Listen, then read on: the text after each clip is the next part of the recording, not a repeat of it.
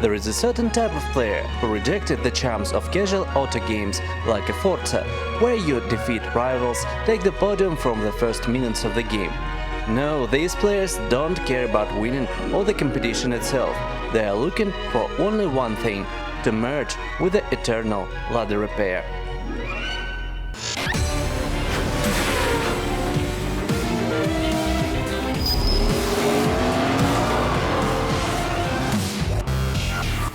Not so long ago, the universe finally opened up and responded to these players with the release of My Garage in early access. This car simulator is created by one developer with the nickname Viking. Each player here from the first minutes dives into a small business where you are your own director, an auto mechanic, a purchasing department and a secretary. In general, all the delights of working for yourself in a small car service. It will be an honest review. Of course, there are plenty of games where we assemble a car. First of all, the great and terrible My Summer Car, Car Mechanic Simulator and Street Legal Racing, and so on and so on. Each of them has the idea of assembling a car for hard driving, but at the same time all these games differ from each other. Car Mechanic Simulator is a simulator of a cursed guy who is spending the rest of his life in a large car service stuffed with equipment.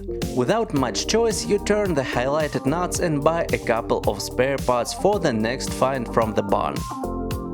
My Summer Car is a simulator of a young but promising car enthusiast. In theory, from restless brains and rusty spare parts, you will get a dynamic but short-lived car in which you will live a full life, give drunks a lift, chase the local fools, have a sexy time with the only girl in the town.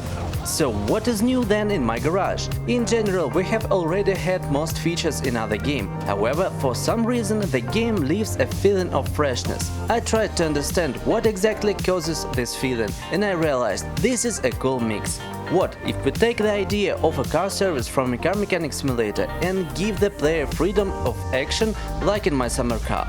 At the same time, the game world is familiar, at least to me.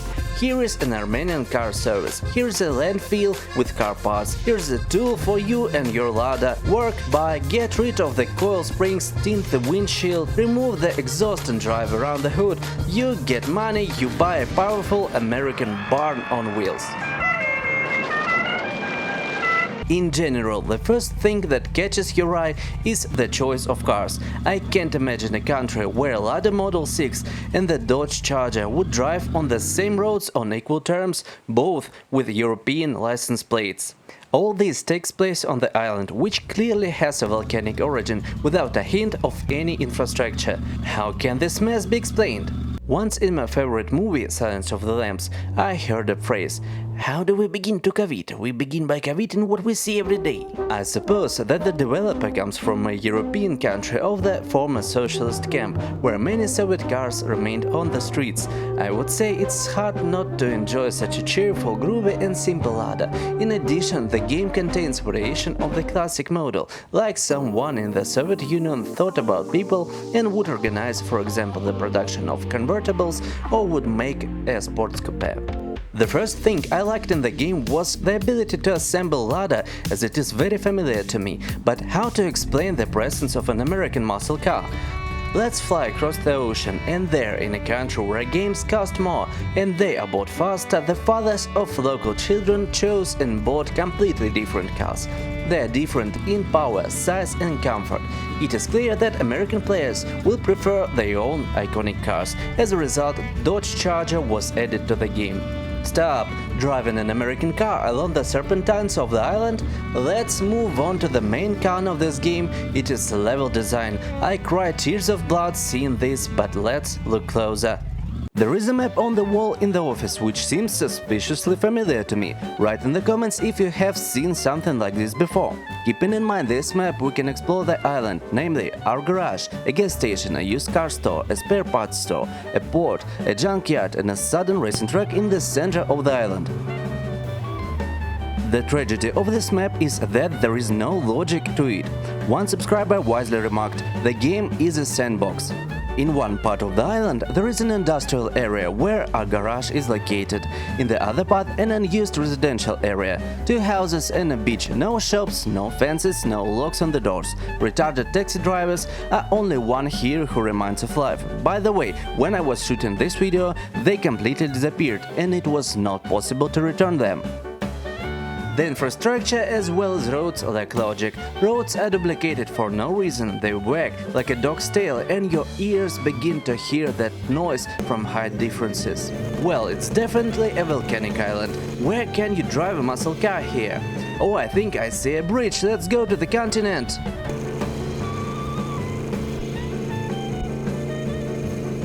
Oh, they drank the bridge away.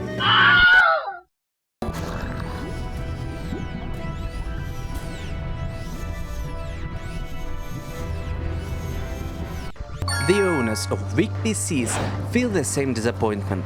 The game is built on Unity, like my summer car, like the long drive, and apparently the curse of this engine will haunt many good games. Of course, the game has graphics settings that reduces the picture quality and enlarges the frame rate on your display. Still, I noticed that the area near the garage doesn't consume as much memory as the center of the island, which is full of trees. These trees will give you and your graphics card a real kick in the balls. Once alone with the launch stream, the picture became so torn that I had to apologize to the audience and quickly return to less harsh locations. But after all, everyone has different computers. How to understand, will the game run on your PC? Let's find the real benchmark of optimization and performance. How about my summer car with a fully built Satsuma? Let's measure the FPS inside the car. And now let's compare with what my graphics card produces in my garage inside the Lada. The game gives us 0.66 my summer carium. Multiply by your FPS and you will immediately understand what to expect. On the other hand, there is nothing better than personal experience. Try it yourself, you will find out. Moreover, it's worth a try, the gameplay is addictive. We start inside our workshop with $10,000 and our phone is bursting with offers. There is no plot in the game, but don't criticize my garage for that.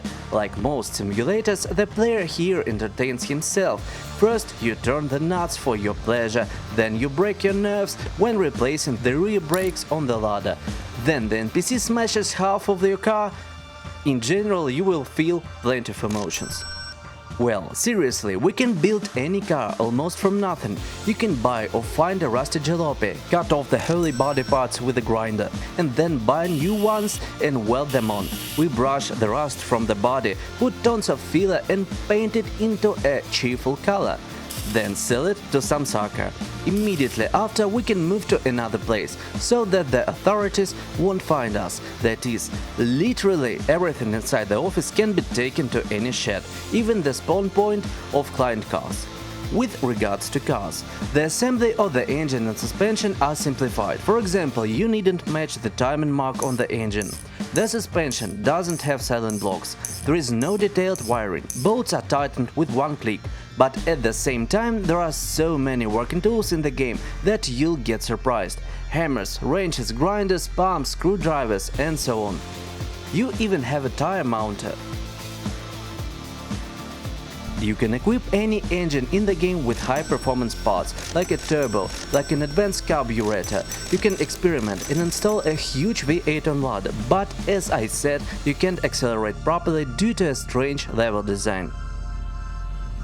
This is the first thing modders try to fix. Meet the Windbridge City. It is a mod that completely replaces the original island with a city full of buildings, parking lots and objects. It has a suburb with country roads, a highway where you can accelerate. Of course, now this mod, like the game itself, has just begun to develop and has shortcomings on the map. It lacks traffic, street lights at night and so on. I think when they finish it, the mod is highly recommended to install. Moreover, this mod map is optimized much better than the original island. The game natively supports mods. Besides the map and a mod for new welder, there is a mod which brings some new parts. However, in the future I think we can expect more cars, new traffic, new game objects. Who knows what the modders will create. Now the developer in beta testing mode is trying to make a multiplayer, and if he manages to do it right, with player characters, with damage, with the ability to assemble cars together and manage the business together, the game will receive a joker in its hands and another reason to buy it.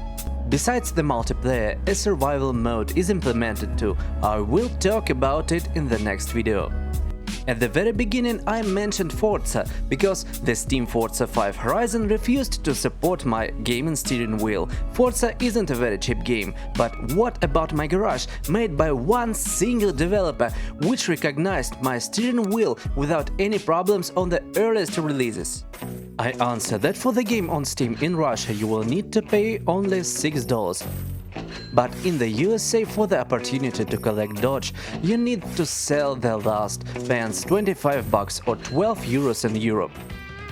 I bought the game with hopes of its development, that over time it will acquire needs in the economy and a decent map and a plot and quests, just like what happened to the earliest builds of my summer car. I bought it with the expectation that bugs will be fixed, 3D assets will be optimized and the game engine will stop raping my graphics card.